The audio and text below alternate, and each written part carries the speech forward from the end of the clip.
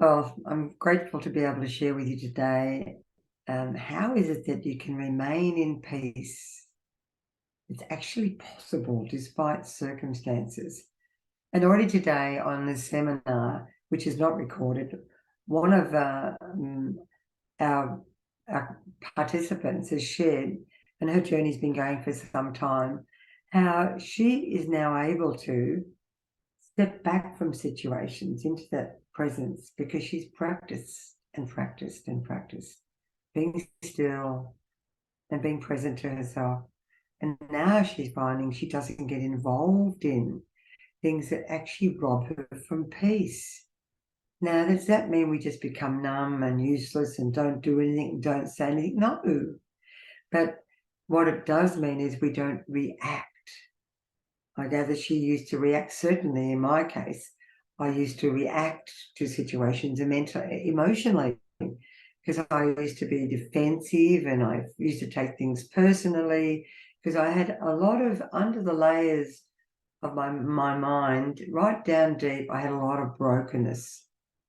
So I had to deal with whatever came up, I had to deal with, and I was willing to take another key responsibility to deal with whatever came up. How could I change me? And the one who is peace says, my ways are not your ways. My thoughts are not your thoughts. And my ways were certainly not his ways at times. But the good thing is you can forgive and ask for forgiveness and forgive yourself over and over again, which is fantastic. And my thoughts are not your thoughts, because your life is what your thoughts make it. And there's another one, another participant shared this morning, her mind, she'd now got the gift of awareness because she takes time and she comes to the seminars, practices, becoming present. And she's aware now and not aware, not aware of how scattered her mind can get, as mine does. And that means we've run ahead of the presence of wisdom and peace. So what do you want? By the fact that you're even listening to this today and here means that you're seeking peace. And just imagine, I was reading something through the week and they came up with an example of, like a kettle. How can it work if it's not plugged into the power source? Does it operate? Doesn't operate at all. So the sense is when we get plugged in to the presence within us, when we get plugged into ourselves, because sometimes we don't have enough water in our kettle, we need to get to see where we are in our body or mind or heart or spirit. And then we invite and allow again and again and again and again on this journey the wonderful counselor, the source of the author and source of peace, the presence, to flow into that area of our mind, our situation.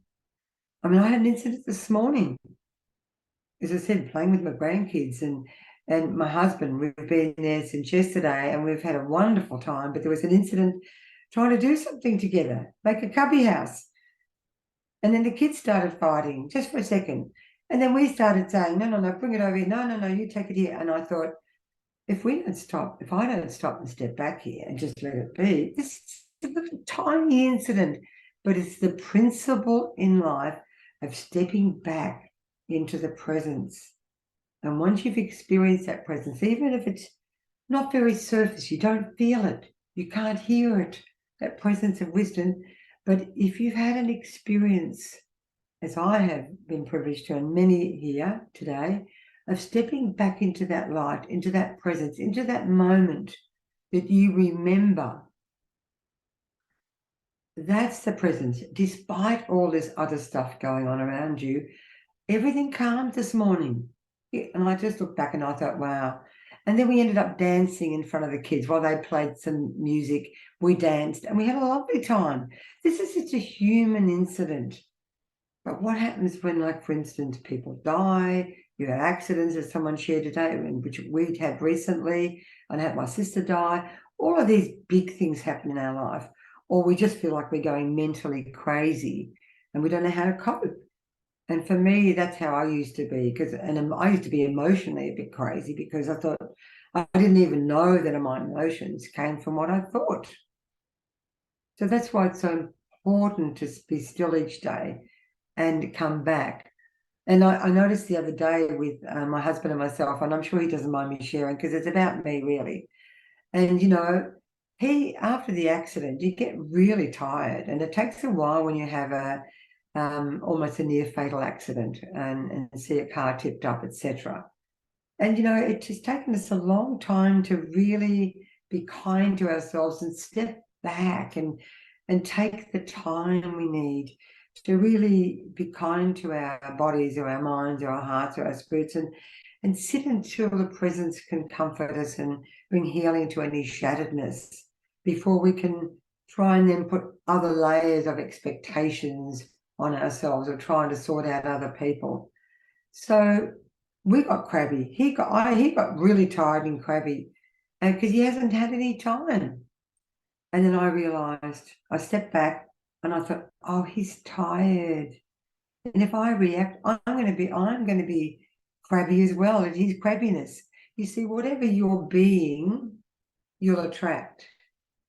If you're grumpy, irritable, I don't know, cheesed off, angry, and you don't deal with it, you're going to attract it from other people.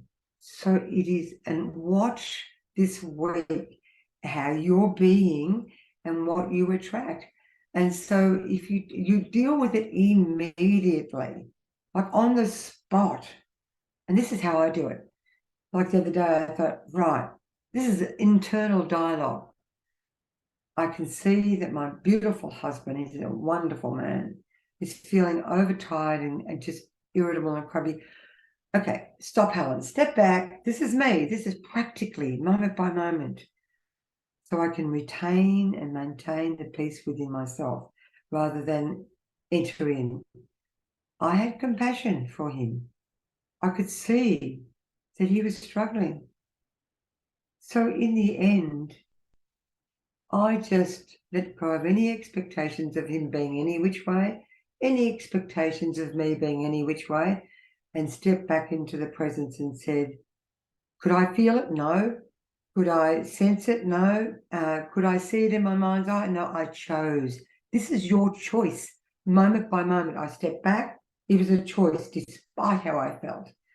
And said, right now, I want to give him a good shake and say, for goodness sakes, give yourself time. You're a beautiful person. Take it easy. Would that have done any good? No.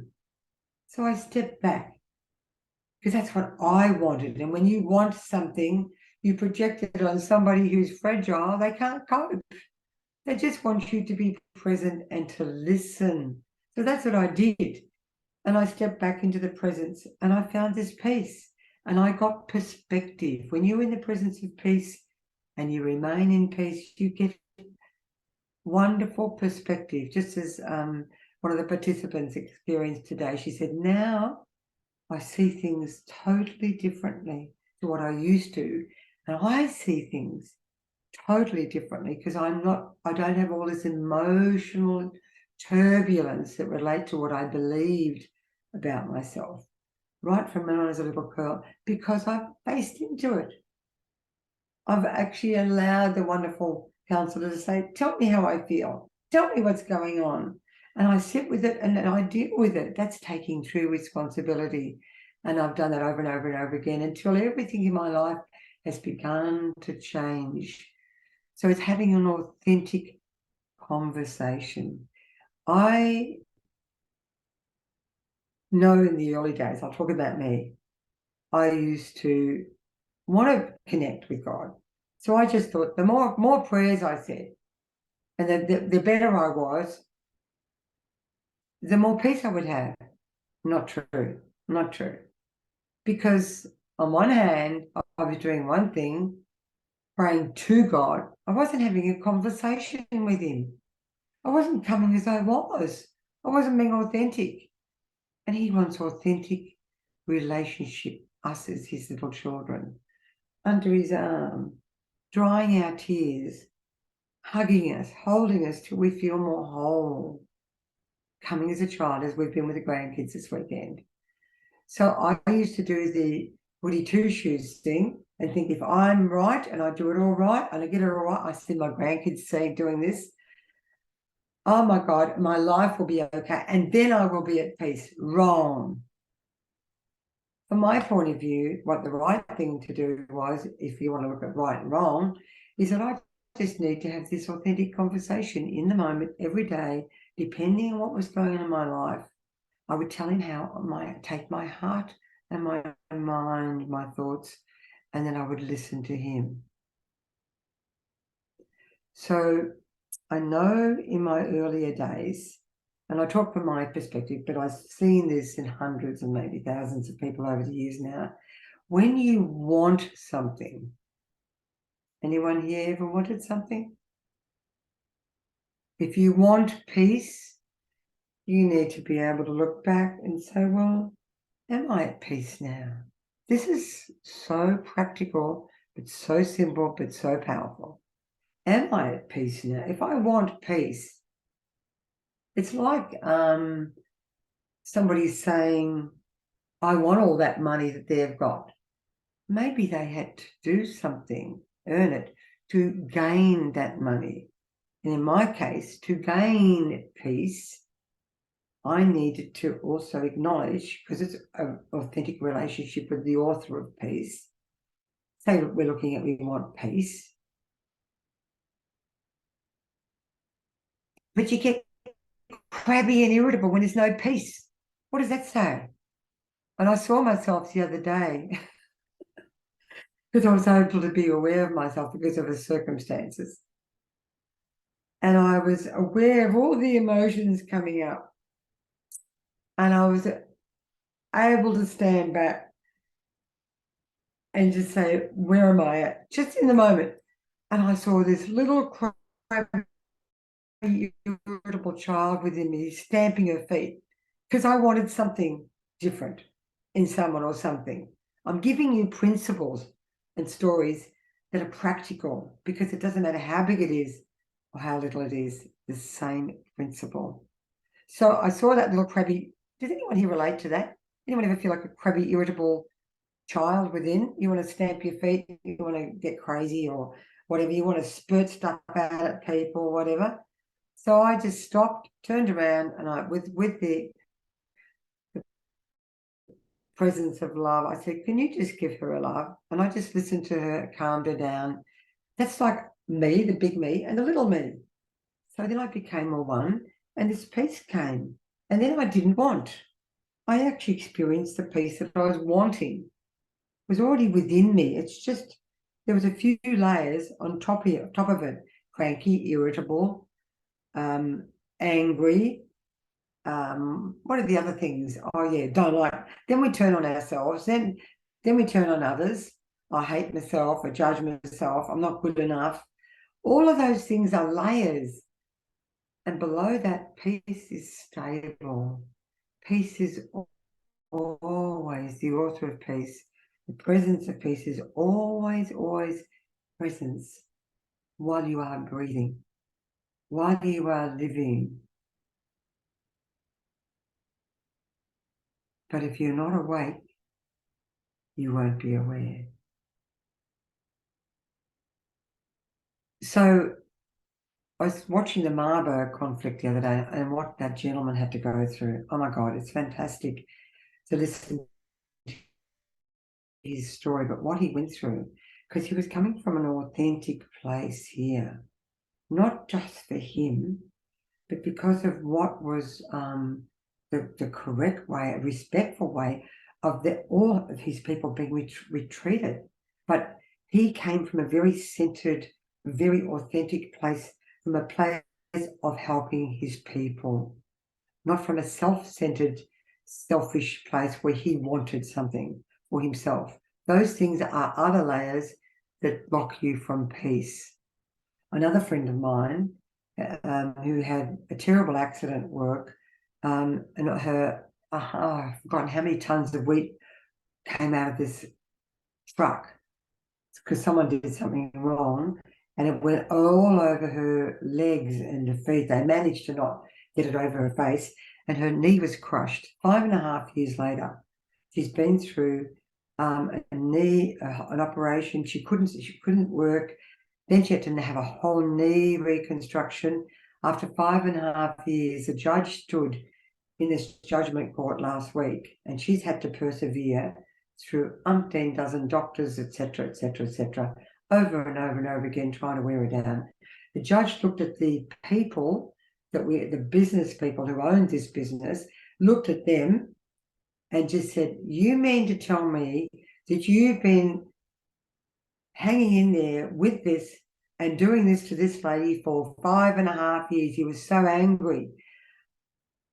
That must have felt wonderful to her. She got justice. The spirit of peace is also the spirit of justice, because she spent a lot of time meditating and praying and dealing with her. Anyway, in the end, they took a break, and the company, decided that they wanted to reconcile. This is right when the court, can you imagine after the judge speaking to you like that? Would you want to reconcile? I would, before everything went ahead. So it's all done, it's all finished. But she had to spend 5.5 years in medication, etc., etc. And she'd come back again and again into the place of dealing with how she felt, where she was physically, and having to go over things and doing things over and over and over again. But she persevered and endured until she has become more complete, lacking in nothing. I'd say, "How are you?" I'll call her Josephine, and she would say to me constantly, "Peaceful, peaceful." She was remaining in peace. She didn't like what was going on, but she was peaceful. What if you ask yourself this week, are you peaceful when you go to do something? One of the most advanced courses that I've ever done, this gentleman said, and I've never forgotten it, and I hope you never forget it, that when you go to do something, go to speak to somebody, go to deal with some conflict with somebody, are you at peace? Are you at peace? Am I at peace? Because if you're not, remember what I said before, whatever is going on in you, all of that frustration, anger, resentment, hopelessness, whatever, it usually means that you're doing it, your role is doing it, you're doing all the right things, but you're not really present to all the feelings that often we have to go to again and again. I learned to deal with my feelings. If I went to the phone and I needed to talk to somebody about conflict, "No, Helen, you're not at peace. Go and sit down. Okay, you show me how I'm feeling. You show me what I'm thinking. How would you have me see this person? How would you?" Okay, it doesn't matter whether it's injustice or not. You come on side, and then you come back into the place in the presence, and you get to see it differently. And you become one with the source of peace. This is coming back, and this is what you practice over. This is what I practice over and over again, so I can remain at peace. If I don't practice it, if I don't do it, I go back and I suffer emotionally, mentally, and the results are not good. What sort of results do you want? So I've given you, what are you? Question, are you at peace? Because if you're at peace, you're in the presence of the one who is the author of peace, despite what's going on. And he will take you, as one of the ladies shared, not running ahead. He wants you to walk. He wants to walk with you and take one step at a time, not run ahead and take on the roles of being responsible, in control. And then you go into victim, and then you go into resentment, and then you go into hopelessness, and that leads into terrible places. So just come as you are. I think I've said enough about all that. So the beautiful scripture that I've got, remain in me, because apart from me, you can do nothing. It's really lasting. In John 15, it's beautiful. So if you remain in the world, the opposite, Joshua 1:8. And ask what you want and you shall have it. But I used to misinterpret that. it followed on in scripture. If you remain in me and I remain in you, guess what? You will know what to ask and he will give it to you. I'm finding my life flows. Most of it flows. Most of it's effort, not all of it. But that bit that's not, I still need to keep dealing with me. Ask what you will and you shall have it. But first you've got to remain in him and you will know the very mind of Christ. Okay, I think I've said enough. Oh, the last thing I'm going to say is, has anyone here ever battled with people, yourself, or God? If you have, can I just suggest you give it up? Because a battle is exhausting. And I absolutely love 2 Chronicles 20:17, when everything was against them, this little tiny town. And what the beautiful person who went into prayer said was, he came back and he said, oh, God said the battle's not yours, it's his. Did you hear that? Are you taking on the battle? Are you taking on the battle? It's not yours, it's his. He wants to work with you. Just all we have to do is take our position and stand and remain at peace. You know how to do that. I've shared that. And thank him. Ask in prayer and thanksgiving, and do not doubt. Thank him. Once you've asked once, you just need to thank him. And if there's anything not happening, just say, thank you for showing me what's blocking it, whether it be me or others. And come back into that place of peace, because you already have a treasure trove within you. And I just want to thank you for listening to me. I'm just going to say to you, just take one thing that I've shared. What's the one thing, like that whole course that I did, where he said he never went to the phone when he was upset. He always made sure he dealt with how he felt first, not to let the feelings control your life, but let it steer to what you're believing and thinking and to hear his truth. And as you know, the truth can set you free.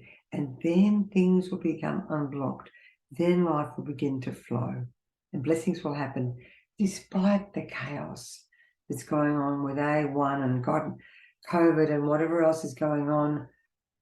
Focus on the presence within you. Get his perspective. Don't listen to the world. Listen to wisdom and love, and you will remain at peace. He will protect you. He will love you. He will take you one step at a time. Thank you.